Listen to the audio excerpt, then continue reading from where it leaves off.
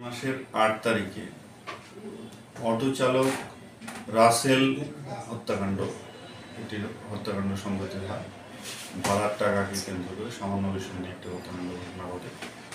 হত্যাকাণ্ডের প্রধান অভিযুক্ত লিমন সর্দার হত্যাকাণ্ডের পর গা ঢাকা দেয়।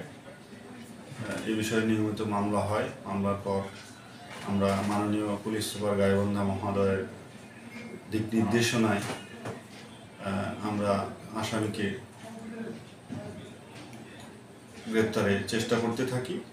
এরই ধারাবাহিকতায় আমরা গতকাল নারায়ণগঞ্জ থেকে তথ্য প্রযুক্তির সহায়তায় আসামি লিমন সর্দারকে গ্রেপ্তার করতে সক্ষম হই।